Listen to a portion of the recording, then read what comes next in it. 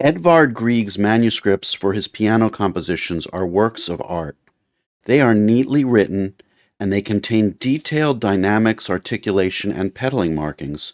Nevertheless, I suggest that pianists need to read between Grieg's lines to solve an interesting problem in this Arietta.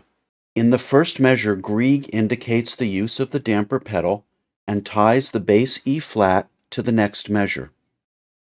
The theme restarts in measure 13 with the bass E flat 1 octave lower than in measure 1.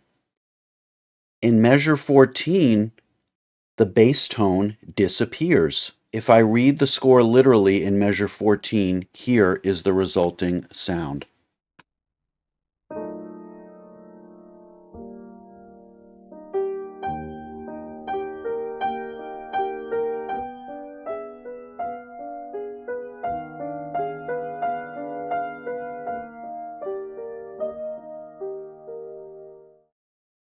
To my ear, the omission of the E flat in the bass in measure 14 sounds out of place after hearing sustained bass tones in every previous measure.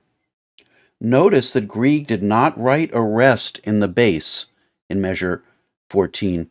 However, he did take care to mark bass rests and pedal releases in measures 9 and 11. Those breaths in the bass allow the pianist to highlight the ascending gestures in the melody.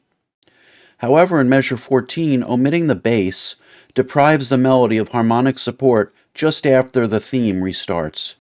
Here's my suggestion for plugging the hole created by this disappearing bass note in measure 14. I add an E flat 1 octave above the bass with my left thumb in measure 13, which is the second measure shown here.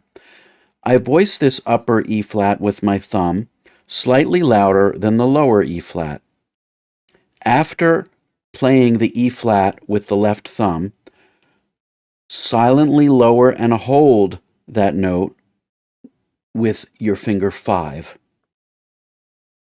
At the downbeat of measure 14, continue holding the fifth finger while you change the pedal. Then, connect this E flat to its repetition in the next bar. Keeping this E flat going fulfills the sostenuto Grieg includes in his tempo marking. Here's a demonstration.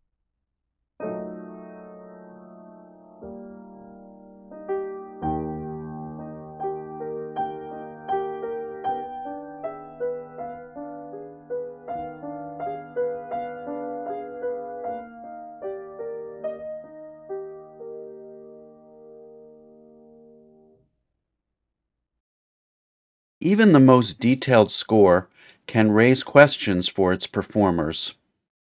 I'm going to show my markings again. Pause the video, copy the markings, and try them out.